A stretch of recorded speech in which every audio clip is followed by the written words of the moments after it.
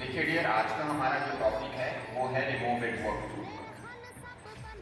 Remove adverb to.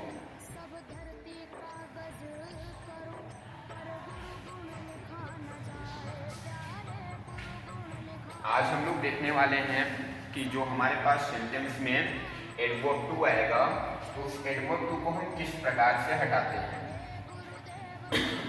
Dearest, हम बात करते हैं एडवर्ब टू की। तो एडवर्ब सब तो आप लोग जानते हैं कि a word that is used to show the quality of verb और एडजेक्टिव इज कॉल्ड एडवर्ब। वैसे एडवर्ब को सेकंड पार्ट ऑफ स्पीच के नाम से भी जानते हैं कि एडवर्ब जो आपका होता है वह सेकंड पार्ट ऑफ स्पीच होता है, अर्थात वाक्य में नाउन, प्रोनाउन और कंजक्शन, इंटरजेक्शन की को छोड़कर के से सभी की यह विशेषता बतलाता है। प्रमुख रूप से एडजेक्टिव और वर्ब की विशेषता बतलाता है, तो वही हमारा क्या कहलाता है, एडवर्ब कहलाता है। तो जो ये एडवर्ब है यह एडजेक्टिव और वर्ब के साथ प्रयोग किया जाएगा। तो एडजेक्टिव के साथ जब प्रयोग किया जाता है डियर, तो वहां पर जो अपना सेंस देता है वो देता है more than required. More than required या मोर देन मच।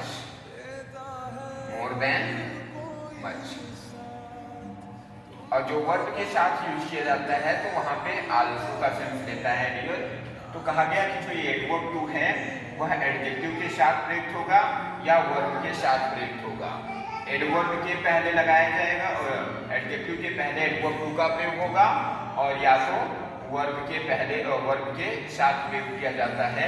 तो आइए अब हम लोग बारी बारी से देखते हैं। तो हम लोग पहला टॉपिक देखेंगे कि जब हमारे पास यह जो एडजेक्टिव होता है यानी कि जो एडवर्ब टू है वह जब एडजेक्टिव के साथ प्रयोग किया जाएगा तो किस कंडीशन में होगा, और फिर उसके बाद हम देखेंगे कि वर्ब के साथ कैसे प्रयोग किया जाता है।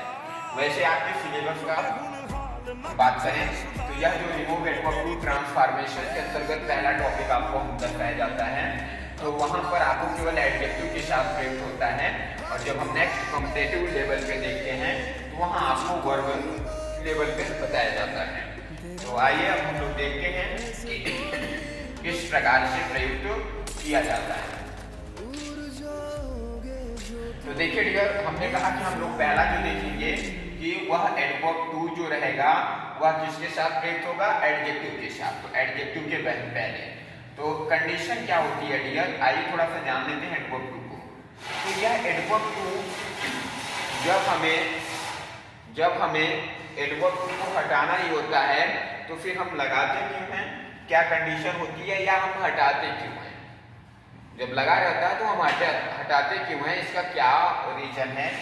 तो आइए अब हम लोग जानते हैं।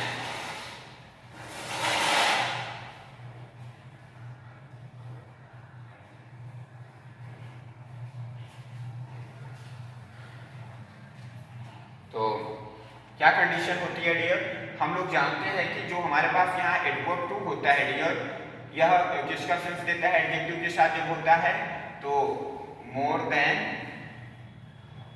रिक्वायर्ड। तो कंडीशन ये होती है डियर कि एडवर्ब टू का प्रयोग हम किसके सेंस में कर सकते हैं, ये हमारे पास एडजेक्टिव जो होता है एक पॉजिटिव सेंस में होता है और दूसरा एक निगेटिव सेंस में होता है। पॉजिटिव सेंस और निगेटिव सेंस में, अफर्मेटिव एडजेक्टिव और निगेटिव एडजेक्टिव। तो जो अफर्मेटिव एडजेक्टिव के साथ हम एडवर्ब टू का प्रयोग नहीं कर सकते हैं, निगेटिव के साथ आप लगाइए। जैसे अगर मान लीजिए कि कोई आपको कहे पॉजिटिव एडजेक्टिव, जैसे आपका ब्यूटीफुल शब्द दिया जाए, ब्यूटीफुल। अब ब्यूटीफुल शब्द आपको दे दिया गया, तो ब्यूटीफुल शब्द में कोई आपसे कहे you are too beautiful, you are too beautiful यानी तुम जरूरत से ज्यादा सुंदर हो, तो बताइए आपकी इज्जत दे रहा है कि आपको बेइज्जत कर रहा है। आपको कह दे कि तुम जरूरत से ज्यादा सुंदर, तो क्या हुआ, जरूरत से ज्यादा सुंदर हो। वही सपोज दैट साउथ के हीरो लग रहे हो, साउथ के विलन लग रहे हो, तो अब साउथ का विलन क्या होता है, वही एक अगर कहा जाए मोटा ताजा काला सा, तो आपको क्या कर रहा है, तो आपको वो सुंदर शब्द क्या कर रहा है, तो आपकी बेइज्जती कर रहा है, ना कि आपको। तो इसलिए वहां पर टू एडवर्ब, तो ये आपको पॉजिटिव एडजेक्टिव के साथ। लेकिन अगर आपसे कहा गया कि तुम जरूरत से ज्यादा बुरे हो, तो आपका अगर निगेटिव भाव में दे रहा है तो वहां पर कोई वो नहीं। तो अगर ये पॉजिटिव एडजेक्टिव के साथ अगर आता है तो वहां पर हमें क्या करना होता है, उसे रिमूव करना होता है, हटाना होता है। तो आइए अब हम देखते हैं।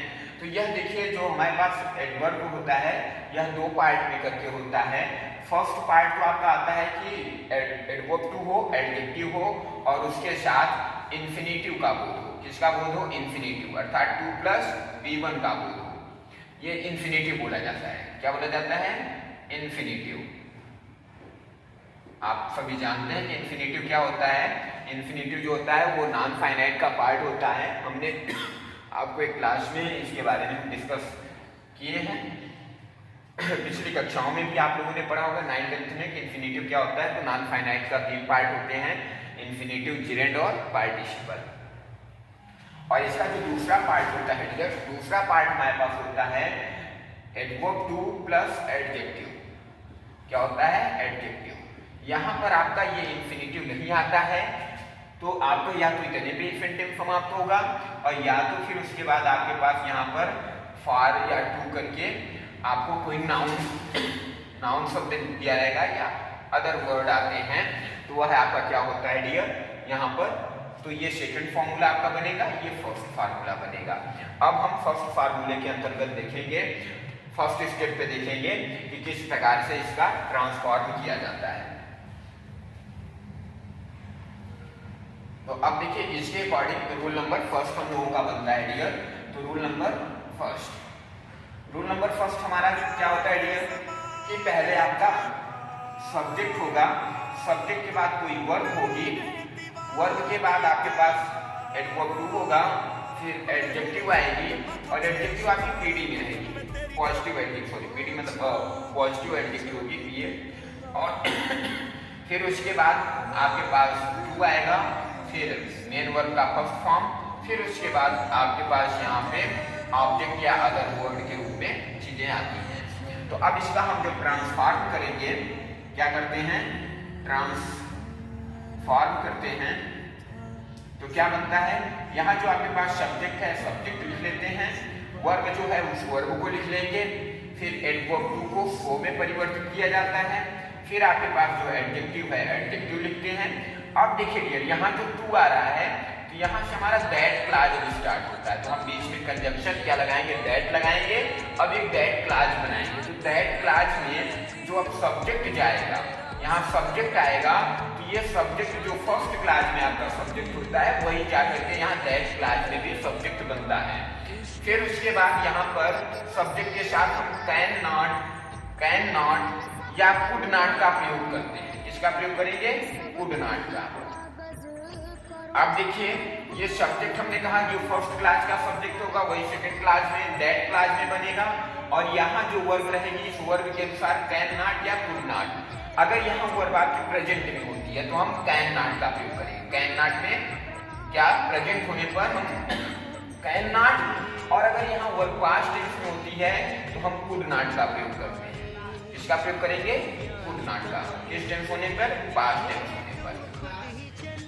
फिर उसके बाद हमारे पास यहाँ जो V1 है मेन वर्ब का फर्स्ट फॉर्म, उसे लिख देते हैं, और फिर जो हमारे पास अदर वर्ड होते हैं उन अदर वर्ड को लिख देते हैं। तो यहाँ जो ये टू लगा था इंफिनिटिव वाले के लिए जो टू लगा होता है वहां पे हम क्या करते हैं? दैट क्लास स्टार्ट करते हैं। तो आइए अब इससे हम एक एग्जाम्पल देख लेते हैं। एग्जाम्पल हमारा क्या होता है? जैसे कह दिया जाए कि he is too old to run fast. He is too old to run fast. यहाँ पे देख रहे हैं कि ये फर्स्ट क्लास दिया गया, यहाँ से इंफिनिटिव आपका दिया गया है। तो हम जब इसका ट्रांसफॉर्म करेंगे तो ही इज है तो इज, एडवर्ब टू की जगह क्या लगाएंगे? शो लगाएंगे। ओल्ड है तो ओल्ड, यहाँ पर टू की जगह हम दैट क्लास स्टार्ट करेंगे। फिर उसके बाद हम क्या करेंगे यहाँ पे? तो he is so old that. अब यहाँ पर बताया गया कि फर्स्ट क्लास का सब्जेक्ट लाते हैं, तो ही है तो ही आ जाएगा, और फिर उसके बाद कहा गया इज है, तो इज के अकॉर्डिंग कैन नॉट आएगा। क्या आएगा डियर? Can not. फिर आगे हमारे पास ये वर्ब है रन, तो लिखेंगे रन। फास्ट है तो फास्ट, और आगे इसके आगे कोई और शब्द होते हैं तो उनको हम नोट कर देते। तो ये हमारा क्या हो गया? ट्रांसफॉर्म हो गया, अर्थात इसमें में से आपका एडवर्ब टू हट गया। अब देखिए सेकंड रूल हमारा क्या कहता है। ये फर्स्ट रूल था, आप लोग इसे नोट कर लीजिएगा, कॉपी कलम लेकर के बैठिएगा डियर। और नेक्स्ट हम लोग देखते हैं कि नेक्स्ट हमारा क्या होता है।